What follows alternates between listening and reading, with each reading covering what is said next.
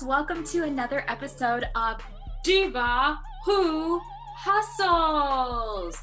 We have an amazing, exciting, invigorating, informative, slightly ridiculous episode of Diva Who Hustles presented by the Dallas Opera's TDO Network.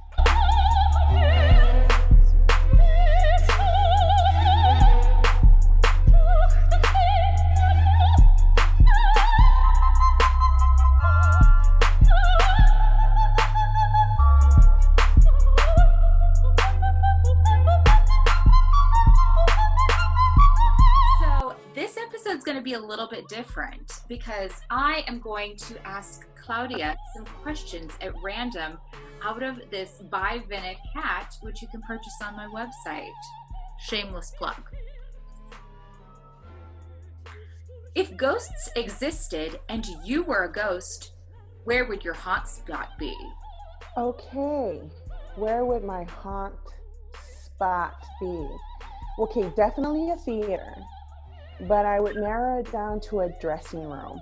And I would go to the one, I would haunt the most insecure because my way of haunting would be like an empowering situation.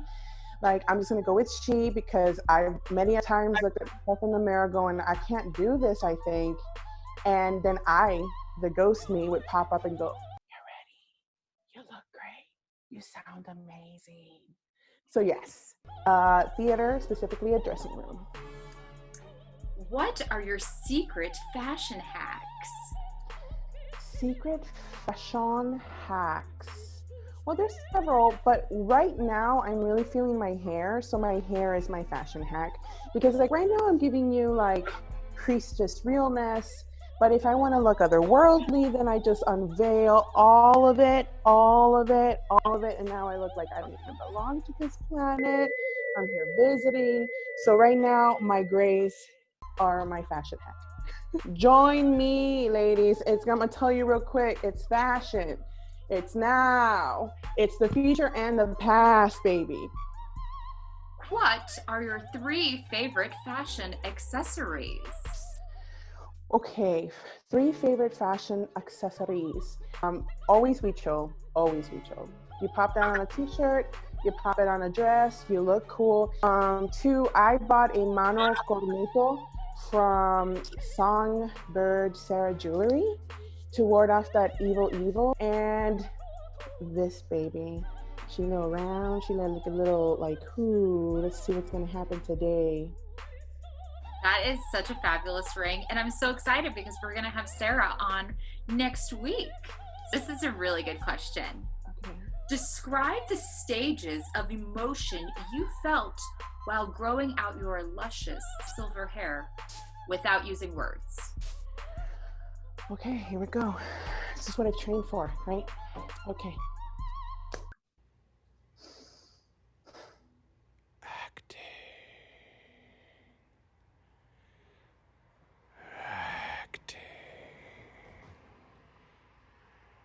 Acting. She's acting. Still acting. The end. That's all I got. That was really great. I think that was some method acting. Ooh, I love this question. What was the best thing before sliced bread? Salt? I'm sorry. Salt? Flavor? I actually don't know the history of what came before, but I'm thinking that salt changed the game. What was the biggest fashion faux pas you've ever committed? I look good in most things I wear, and I know that sounds conceited. Hear me out. It's a mindset. So I don't think it's a faux pas if I think I look good, you know. Before getting my confidence though, my mom dressed me half the time, so she gave me this really amazing fashion forward, ahead of its time mushroom haircut and this really beautiful, ugly, kind of like purple and neon windbreaker with these jorts. And I wore that for most of my middle school life. So maybe that. Now we're gonna flip the switch, and now Claudia is going to be the host of Diva Who Hustles. And we're back to Diva Who Hustles with your host, Claudia Chapa. Or like Valentina says, it's me, Claudia Chapa. Would you rather date a depressing clown or an upbeat mime? An upbeat mime, because I'm loud sometimes. I talk a lot, and I don't want somebody to tell me like, shh, be quiet, you're talking too much. Like, I want somebody to be like, you know? Perfect. It's like, honey, what do you think? Okay. Next question. Are you a minimalist or a maximalist? Obviously, I'm a maximalist. Like, I am all about mixing like crazy stuff together, like a heroin opera coat that these are like large and in charge. When you walk in, you're just like, okay, I'm taking up the entire room because this is so massive. And like, why not add some feathers, like add every ring you own, every necklace you own. Like, you only have one life to live, so just be extra. Totally. I'm like feasting on the textures. I get it. When you go out, you want to nurture people with the looks, with the vibe. I understand. Yes. Who are your favorite designers? Okay, that one is super easy. When I was 3 or 4, I was obsessed with the Betsy Johnson store because I grew up in Las Vegas. So there was the store at the Fashion Show Mall. I would like drag my mom in there because it was like heaven. It was like the black and white checkered floors, the pink floral walls. And I'd be like, Mom, you need to buy this. This would look good on you. And like the best part about it is now I have some of the pieces that I used to make my mom wear, and I wear them. And I would also say Zandra Rhodes is like another one of my like fashion designing influences, and like just somebody that I majorly admire. She has like magenta hair. She wears like great jewelry, great makeup, and her styles are art. Like, I don't know if she's more of a designer or more of an artist, but I'm here for it. She's amazing. Praise them. Praise thee and praise them. Yes. How would you describe your ideal By Vinnik customer? Well, obviously, she's somebody who's creative. She's somebody who loves getting dressed up. She loves wearing clothes. She loves being seen. She also loves to travel, but doesn't want to pay $50 for that extra baggage fee. So she wants something that's lightweight that she can transform into many different outfits. And she's also somebody who just like prioritizes quality over quantity as well. What is your favorito fashion hack? Okay, so I love this one. I'm very weird about like my belly button showing when I'm wearing something that's like more bodycon. So I was actually at the Spanx store, and the girl that was working there was like, hey, like if you want to get rid of the where you see your belly button, stuff it with toilet paper, a very high commodity item right now. So just stuff your belly button and then put a sheet over it and then just pull it right over, and suddenly you got no belly button. You're Barbie. Smooth. Just like, whoa, it's like, was she birthed or was she cracked from an egg? I don't know. Was she sent down from heaven? Probably. This is gonna be my favorite. If you could only speak una palabra for a day, what word would it be? Amazing. Amazing. Amazing. Amazing. Amazing. Amazing, amazing, amazing. I mean, I overuse the word as it is. I think it's my most used word in my vocal repertoire. I love that. Amazing. That's amazing. What was the scariest thing you've ever done? The time that I started by Vinnik, and rather than having like outside investors or, startup capital, I spent my rent check on all of my fabrics and just was like, well, this better go well.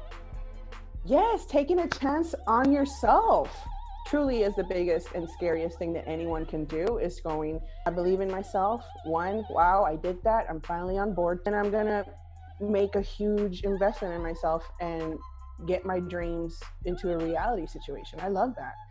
This is the final question. Are you more creative or business minded? I mean, I'm all about like, how can we monetize the things that we love doing? So I would say I'm extremely business minded, but I'm not the most organized person. So I think like I handle things in like a very creative way, which I think is why I've been able to kind of find my way. So I would say I'm probably a little bit of both. I have to agree. I think that from what I've observed with you, when a door closes, you go, okay, cool. I'm going to make my own door, and it's going to be super pretty, and you're invited to come, or you don't have to. So I agree.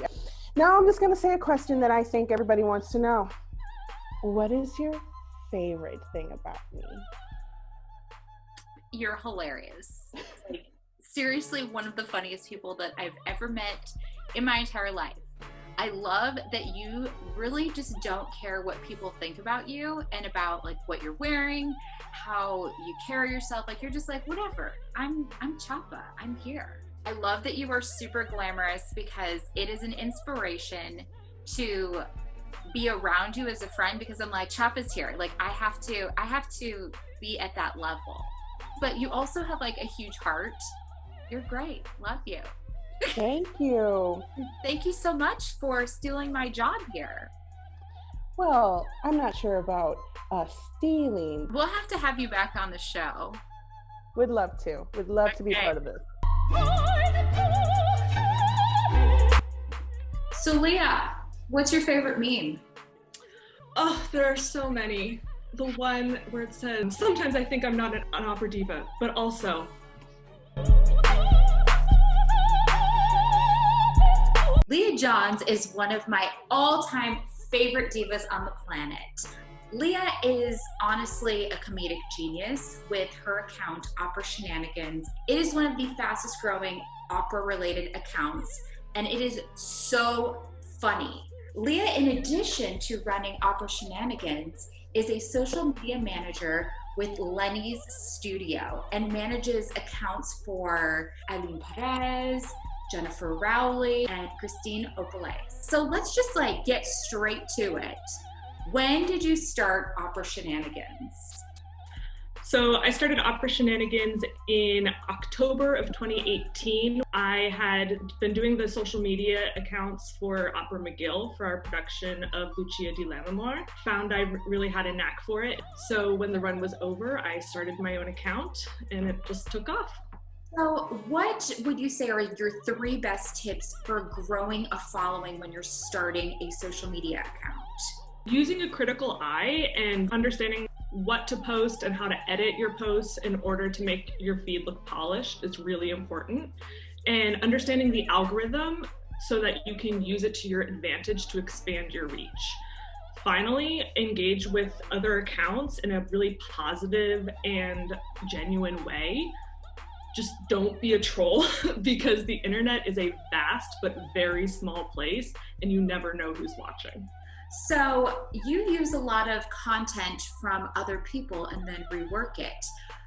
What would you say about crediting photographers, artists, and companies, and why should you absolutely, definitely, 100% always do it? You absolutely always have to do it. Sometimes it's very hard to find out who the right people to credit are, but generally if you just make sure you tag the opera house or the account where you found the information, they or their followers will reach out and tell you who to tag and help you out. So for anybody looking to up their game on social media, what would you say are the best resources that have been helpful for you? Look at apps that really help you polish your page. Things like Canva and InstaSize are really easy to use programs. The other thing is to do your own research. Something I did when I was starting out was I reached out to a social media manager and had a consultation and said, this is what I'm looking to do. Do you have any advice on how I polish it? And then when in doubt, Google is your best friend. There is so much information out there. A little digging, you can always find what you need. Well, thank you so much, Leah, for appearing on this show and for stealing my look. But thank you so much for all of your great information and just being you and being a diva who hustles. Thank you so much for having me. I wanted to end this week's episode a little bit different than I have in previous weeks, with a deeply moving performance by both Claudia and her husband Arnold as part of Austin Classical Guitar's The Lullaby Project. The Lullaby Project was started by Carnegie Hall in 2012, and Austin Classical Guitar was its first national partner in 2014. They now have partnerships across the entire nation with a mission to work with young mothers and help them create personal songs for their children, writing the lyrics and crafting the melodies alongside these women to help them connect. I think in times like today, we all are craving a little bit more connection.